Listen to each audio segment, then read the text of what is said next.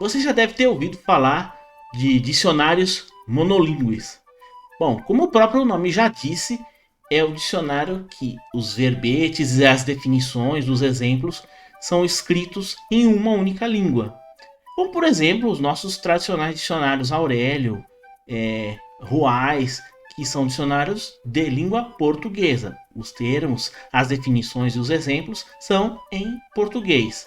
E a gente vê isso também em outros dicionários, como o Oxford ou Macmillan em inglês, ou o dicionário Le Robert ou Larousse em francês, e o dicionário da Real Academia Espanhola em espanhol.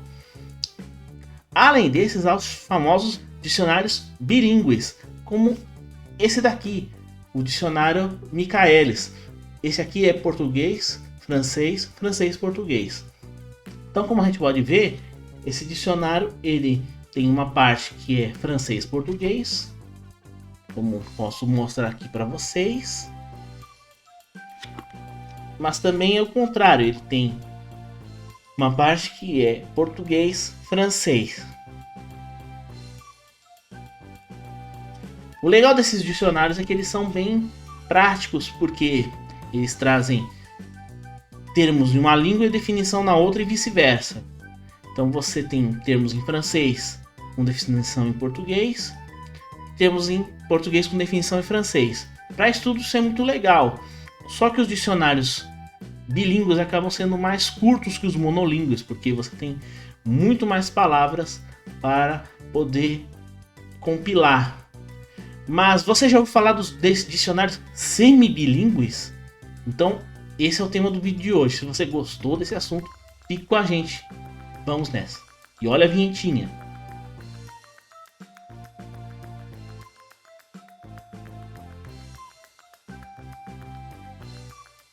E aí, pessoal, beleza? Aqui é o Bruno. E hoje eu vou trazer como assunto esses famosos, ou bom, na verdade não tão famosos, dicionários semi-bilíngues. E eu, nada melhor do que falar, é mostrar. Esses são os dicionários semi-bilíngues que eu tenho no momento. Vamos começar primeiro com esse daqui, que é o dicionário Password. É o dicionário semi-bilíngue em inglês. Todos eles são editados pela Martins Fontes. Apesar disso, são dicionários diferentes, então têm origens diferentes. Eles não compõem uma série como outras publicações, como por exemplo no caso do Michaelis.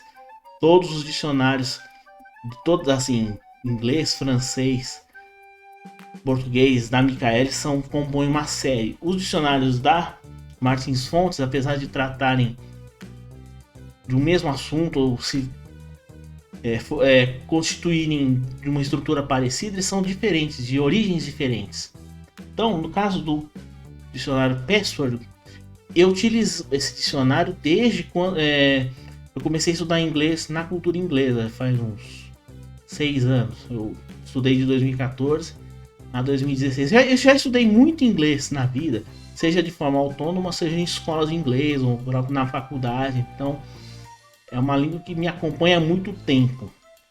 E nessa última jornada na cultura inglesa, esse foi um companheiro muito interessante. Porque teve uma época em que eu queria estudar inglês por conta própria, até para pensar em fazer provas como o TOEFL ou o Cambridge. E consultando alguns sites, alguns blogs, eu fiquei um pouco com essa vontade de estudar por conta própria. E eu comprei alguns livros e um desses foi esse dicionário. E qual que é o diferencial do Password? Por que ele é chamado semi-bilíngue?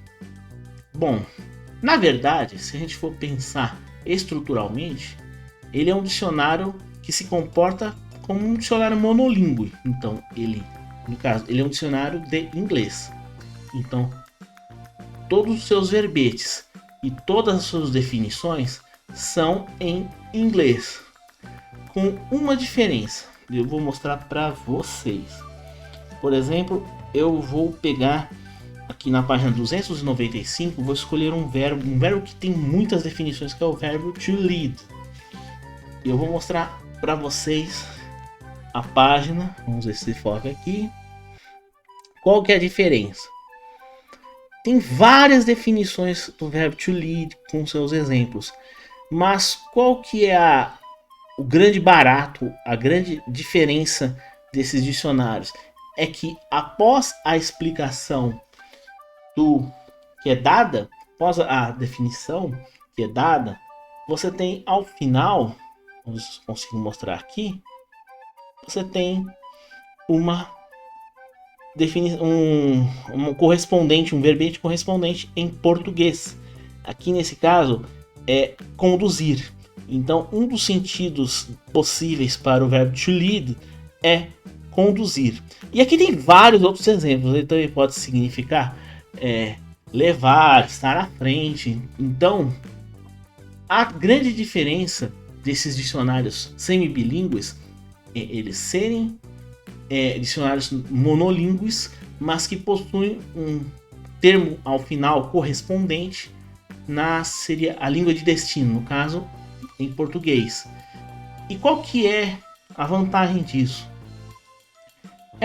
Tem a ver com perspectivas teóricas de ensino de língua estrangeira, porque há tendências em que o uso da língua materna ele é considerado não adequado nas aulas de língua estrangeira. Então a preferência é que as línguas, no caso, que estão sendo ensinadas, sejam o mais usadas possível. Você tem que usar o inglês, no caso, numa aula de inglês, você usar o inglês praticamente o tempo todo. E uma forma de fixar os conteúdos e fazer com que os alunos absorvam esse inglês, esse idioma estrangeiro, é pela exposição constante, que se dá tanto na oralidade quanto na escrita. E os materiais pedagógicos também deveriam acompanhar essa tendência.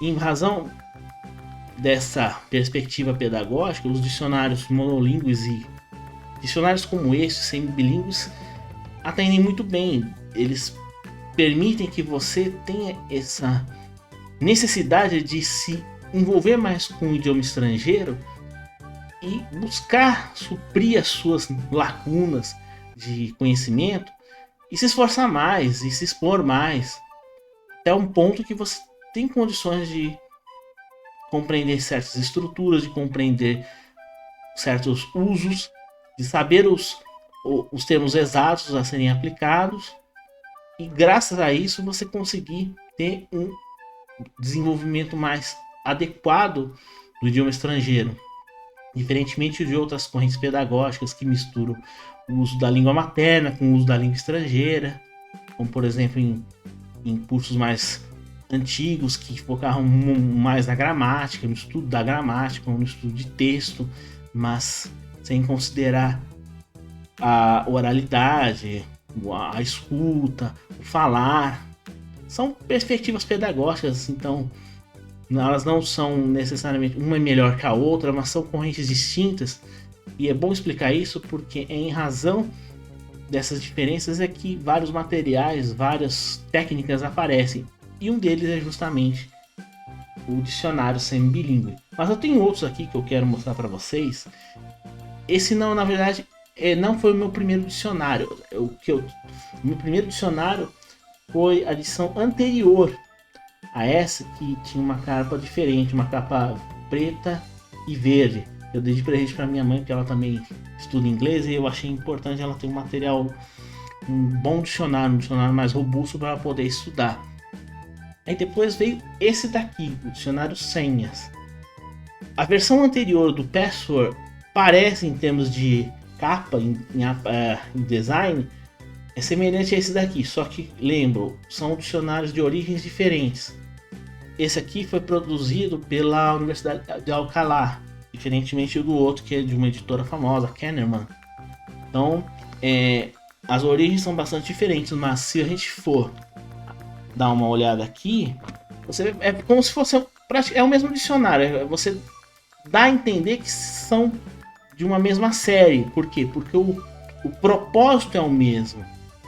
E eu vou pegar aqui alguns exemplos, assim, até para você dar uma identidade. Senhas, password é a mesma coisa, não são a mesma palavra, que é senha.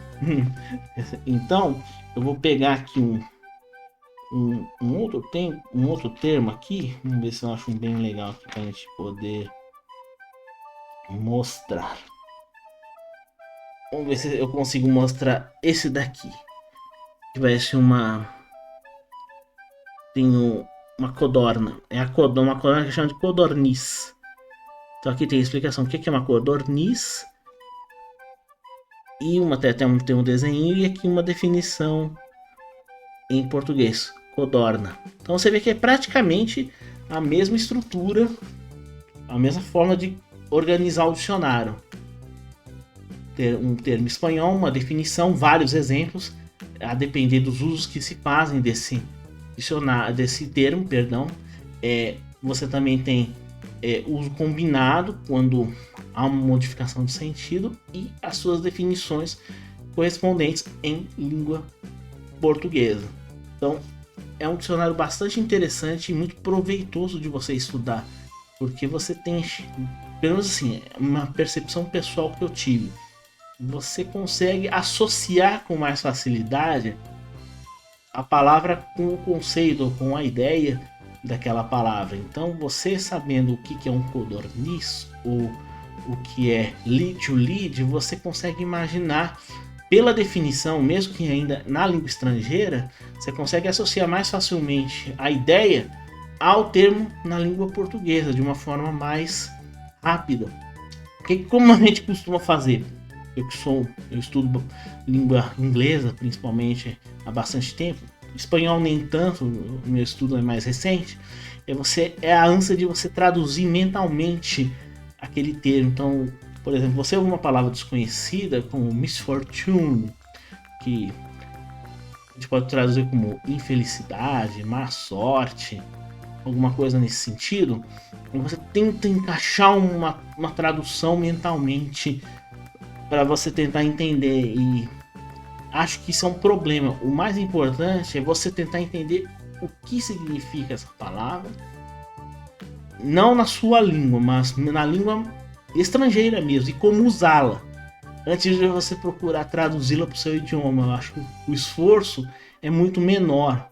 É mais fácil você entender do que se trata daquela palavra e como utilizá-la do que você procurar encaixá-la na sua língua materna. Eu demorei um pouco para perder esse hábito. Não posso dizer que eu acabei com ele totalmente. É coisa do aprendiz, sabe? É normal do aprendiz de língua estrangeira fazer esse esforço. E só com o tempo que isso vai melhorando. Então, assim, não se preocupe se você faz isso, você é estudante de língua estrangeira, se você tem essa mania de traduzir tudo. É normal. Só não deixe que essa mania atrapalhe seus estudos, não te deixe empacar. Se você tem alguma dúvida, procure os bons dicionários, procure seu professor, estude, procure o sentido e principalmente o uso daquela palavra, daquela expressão, em vez de você tentar encaixá-la na sua língua materna, em português a qualquer custo. Achei muito mais proveitoso assim. E por último, queria mostrar esse dicionário aqui, que é o último da minha coleção. Já tem um tempinho que eu comprei, até tá um pouco sujo aqui na borda, mas da forma geral ele tá bem novo. Que é o de francês. Ele tem a mesma estrutura, a mesma forma de apresentar os verbetes, só que ele é uma versão brasileira do dicionário da Larousse.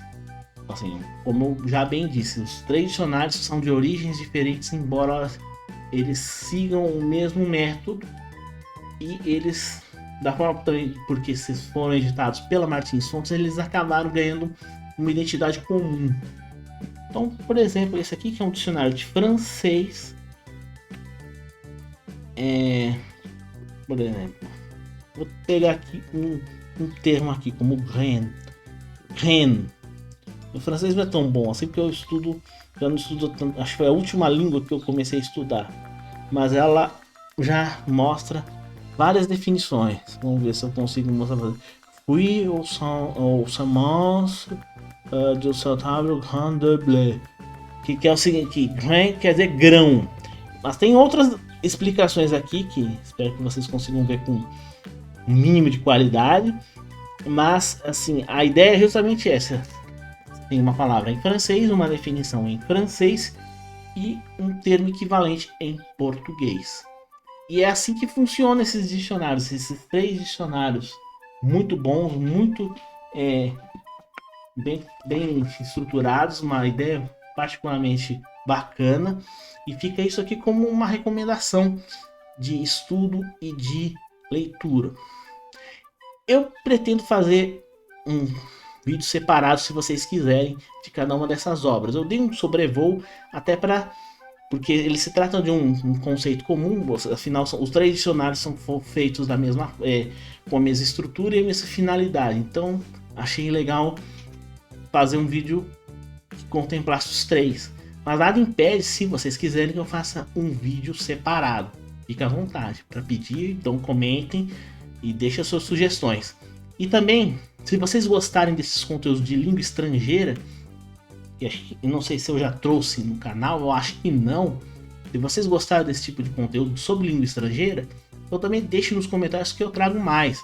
Falo sobre livros, mas também posso falar de dicas de língua estrangeira, tanto do inglês, principalmente, que é um livro que eu estudo mais, mas também posso falar um pouco de espanhol, de francês, que são línguas que eu estou estudando e que eu acho que eu posso dar uma contribuição, uma dica, algum conselho que eu possa passar para vocês. Então, deixe nos seus comentários. Se você gostou desse conteúdo, clique no gostei, compartilhe com seus amigos. E se você quer nos ajudar, então faça esse trabalho de divulgar divulgar os nossos vídeos, divulgar o nosso conteúdo para ajudar a gente a crescer, atingir mais pessoas e, quem sabe, alçar novos projetos mais ambiciosos. Mas conto com você para isso. Eu fico por aqui. Um grande abraço, fique com Deus e até a próxima.